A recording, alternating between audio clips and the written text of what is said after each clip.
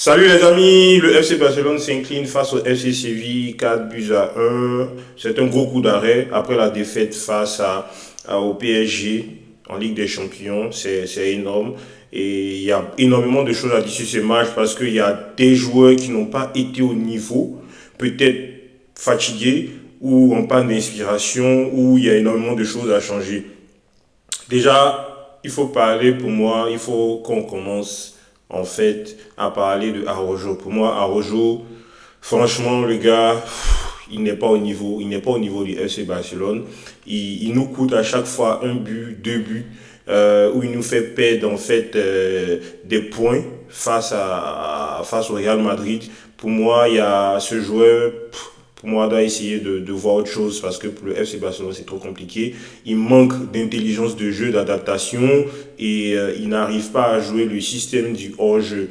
Pour moi, aujourd'hui, Araujo, c'est un handicap et c'est un handicap qui nous coûte le but sur ce match-là. Et il a été sanctionné naturellement en deuxième mi-temps par son remplacement. Et c'est un vrai désaveu pour un capitaine de sortir à la mi-temps sans être blessé.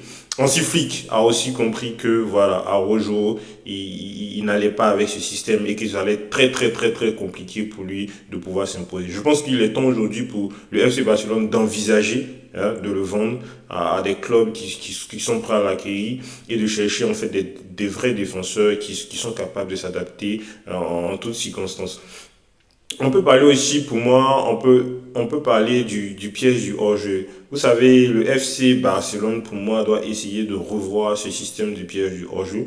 Parce que on a vu contre le PSG, quand une équipe sait bien jouer et qu'elle bloque les milieux de terrain, il est très très très très compliqué pour le FC Barcelone de s'en sortir. Et le FC Séville et les autres équipes prennent le temps pour étudier le piège du hors-jeu et voir comment le déjouer. Aujourd'hui, ils ont compris qu'il fallait faire un pressing, un gros pressing, un marquage individuel sur les milieux de terrain que sont Pedri et De Jong et que derrière, en fait, le premier joueur qui fait l'appel n'est pas celui à qui on donne la passe. Naturellement, c'est le second qui vient par derrière. Et ça a mis en difficulté cette équipe de FC Barcelone qui veut à chaque fois jouer le hors-jeu, même quand les conditions ne s'y prêtent pas. Pour moi, aujourd'hui, Hansi Flick doit revoir ce système. Je pense qu'il faut s'inspirer du modèle du Paris Saint-Germain où tous les joueurs font le pressing et c'est un pressing très bien coordonné et qui permet au PSG d'être cette puissance offensive qu'on a vue. On peut parler aussi, les gars, il faut qu'on s'arrête un peu sur Daniel Mo. Moi, pour moi, Daniel Mo, il est très, très, très, très, très décevant parce que il est quasiment transparent à chaque match. Et aujourd'hui, c'était très flagrant. Il est milieu offensif. Il n'aide pas Pedri et De Jong. Et il ne crée pas de situation offensive. Il est transparent. C'est comme si le FC Barcelone jouait à 10.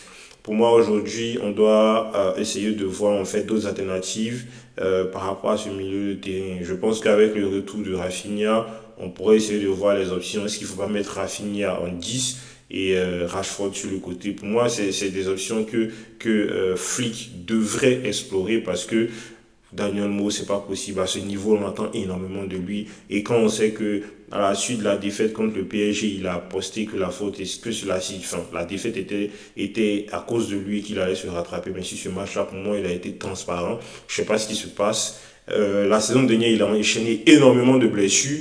Mais cette année, il est moins blessé, mais côté efficacité, côté engagement, côté percussion, côté impact, pour moi, il est en deçà des attentes. On peut parler aussi de Ferran Torres, qui pour moi, Ferran Torres sur ce match a été très très très invisible. Je n'ai pas en tête, j'ai même pas en tête une situation où Ferran Torres fait une action de grande qualité. Pour moi, je pense que il est mieux en attaquant de pointe en double de Lewandowski ou voire même titulaire parce que sur le côté pour moi ça va pas du tout, ça va pas et c'est compliqué. Et à la première mi-temps, on s'est fait énormément bouger. Cette équipe de Séville s'était bien préparée, elle nous a bougé énormément. Elle s'était inspirée aussi du match face au PSG.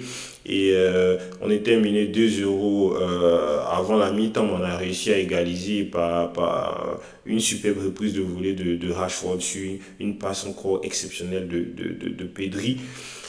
Et le Barça n'a jamais pu sur ce match avoir la domination qu'on lui connaît. C'était un match où on avait quelques temps forts.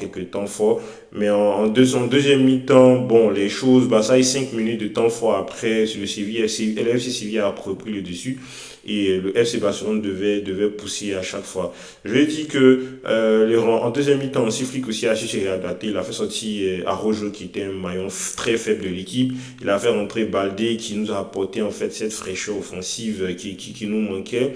Mais globalement, cette équipe était poussive. Il y a un manque d'inspiration. C'est compliqué. Et on a eu l'opportunité pour moi de revenir au 2-2 avec ce penalty à la 75e minute qui est manqué par Lewandowski. Moi, certains ne veulent pas parler de Lewandowski, mais arrivé un moment, il faut qu'on se dise la vérité. Lewandowski, il a 37 ans, il y a le poids de l'âge. Sur ce match, il est transparent. À part le penalty, on ne peut pas en fait citer une action de Lewandowski qui est de son niveau ou bien qui est du niveau attendu. Pour moi, aujourd'hui, Lewandowski, voilà, c'est deuxième mi-temps, 20 dernières minutes d'un match parce que pour moi, il y a le poids de l'âge et il n'a plus cette vivacité-là qu'il avait avant. Et aujourd'hui, pour moi, c'est Ferran Torres qui s'impose en termes de neuf.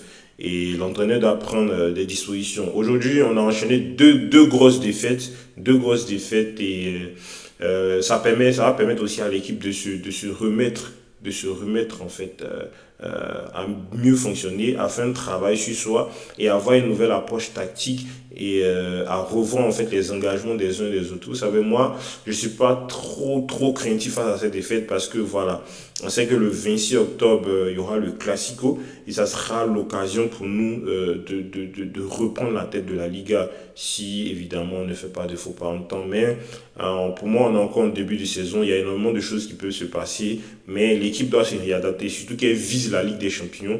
Il y a énormément de maillons faibles qu'il faut sortir et il faut les remplacer par des joueurs de qualité, quoi.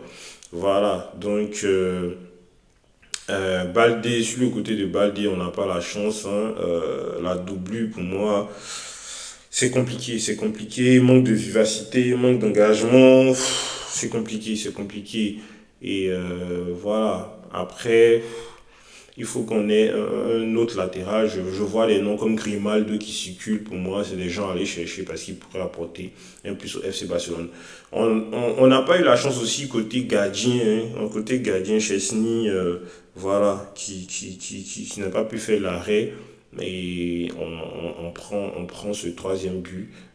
Pour moi, qui manque, c'est une faute de main, quoi, parce que il touche le ballon, sa main n'est pas assez ferme, le ballon lui passe entre les doigts et ça fait but. On a vu une très bonne rentrée de Ronny Badji qui a apporté de l'énergie, qui a apporté quelque chose, mais qui était pour moi insuffisant. Il a eu l'occasion à deux reprises de marquer, il s'est mal illustré.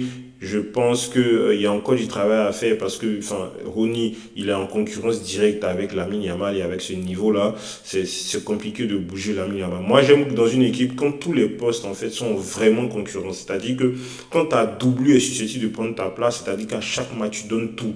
Mais je veux pas des joueurs qui sont dans un fauteuil et qui sont confortables dans leur approche. Aujourd'hui, c'est un gros coup, c'est un gros coup. Une deuxième défaite cette semaine pour le FC Barcelone qui pourra se remettre la tête à l'endroit. Les gens vont aller à la trêve internationale, revenir. Il faut que Hansi Flick nous trouve une nouvelle recette qui va marcher avec cette équipe. Pour moi, le système, le piège du hors-jeu et cette défense très haute, elle est vraiment aujourd'hui, les adversaires connaissent la faille et savent comment la déjouer. Pour moi, Hansi Flick doit revoir en fait cette approche parce qu'il y a des modèles qui existent comme le PSG et avec qui ça fonctionne très bien.